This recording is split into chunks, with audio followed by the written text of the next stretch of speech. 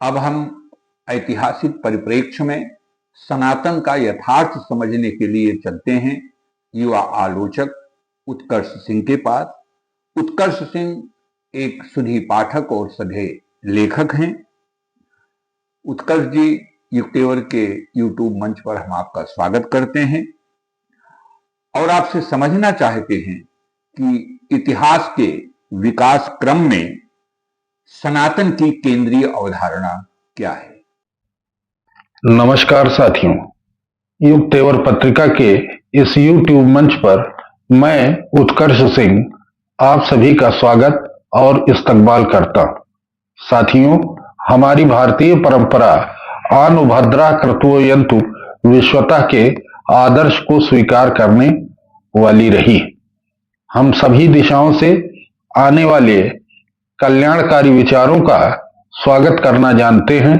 ऐसे विचार जो कहीं से दबे न, जिन्हें कहीं से भी बाधित न किया जा सके और जो अज्ञात विषयों को भी प्रकट कर देने में सक्षम रहे हों। तो आइए ज्ञान प्राप्ति के इस मार्ग पर जो छुरे की तीखी धारा पर चलने के समान है, हम अपना पहला कदम रखते हैं और देखते हैं कि ये सफर हम और आप कितनी दूरी तक तय कर पाते हैं। साथियों, हमारी आज की चर्चा का विषय है सनातन।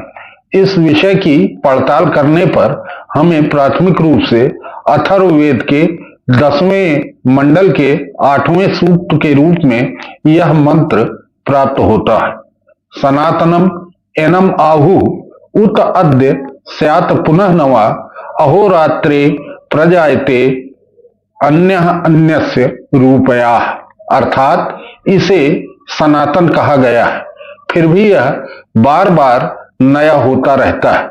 जैसे दिन और रात एक दूसरे के रूप में निरंतर जन्म लेते रहते हैं। वास्तव में यह मंत्र समय के शाश्वत और परिवर्तनशील स्वरूप को प्रकट करता है।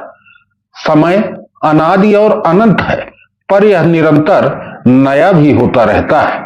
एक तरफ यह सनातन और शाश्वत है तो दूसरी ओर पुनर्नवा भी है।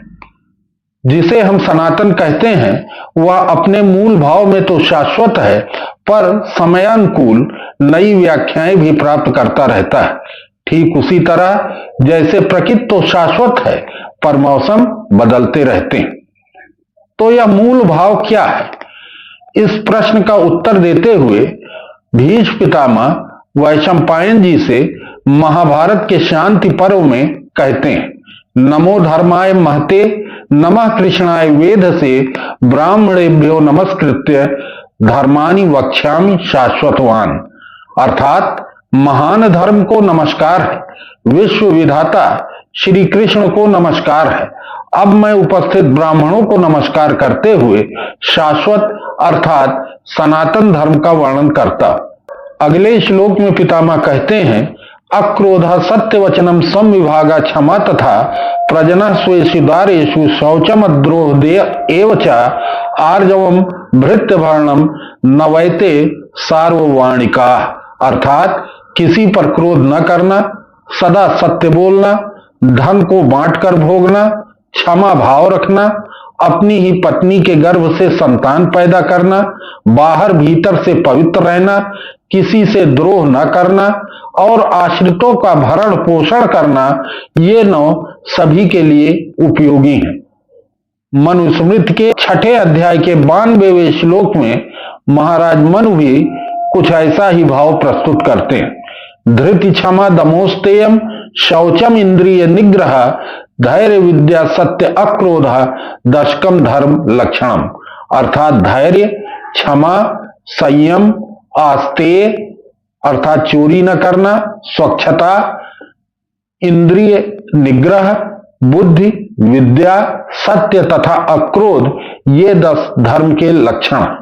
यद्यपि मनु धर्म के 10 लक्षणों की व्याख्या करने के उपरांत इसे केवल द्विज जातियों के लिए आरक्षित बताते हैं, पर यदि स एव धर्म सो धर्मो देश काले प्रतिष्ठिता की उक्ति पर विचार करें तो धर्म के ये लक्षण सभी जातियों, वर्गों और वर्णों के व्यक्तियों के लिए उपयोगी।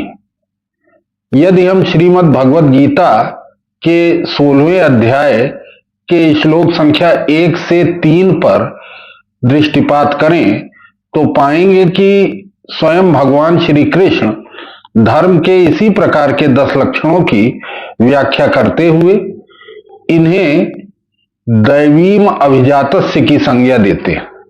इसका अर्थ हुआ कि धर्म के ये लक्षण प्रत्येक शुद्ध अंतःकरण वाले व्यक्ति के हृदय में अवस्थित रहते हैं।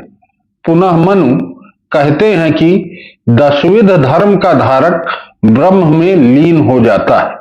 सर्वद्वंद्व विनिर्मुक्तो ब्रह्मणेवाय तिष्ठते।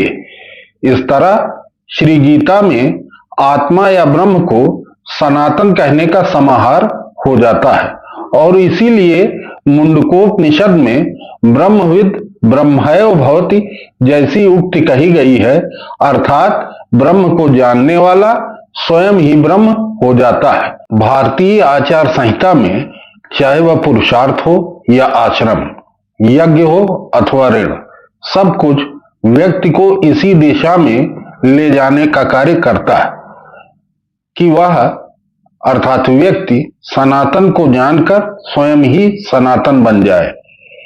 यह सनातन ही ऋग्वेद का कॉस्मिक ऑर्डर, विश्वव्यापी नियम अर्थात ऋत, और इस ऋत रूपी समुद्र से तैरकर जो शब्द ऊपर आया वह है धर्म।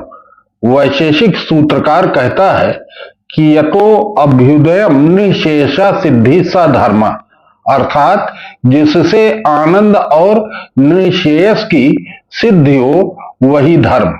सनातन और कुछ नहीं, धर्म का सार।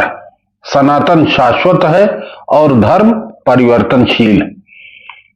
वह कभी वैदिक ब्राह्मणवाद हो सकता है या उपनिषदों द्वारा कथित निर्गुण ब्रह्म भी हो सकता है। वह कभी स्मार्त होता है तो कभी आगम। वह सांख्य, योग, न्याय, वैशेषिक, मीमांसा, पूर्व मीमांसा आदि कुछ भी हो सकता है।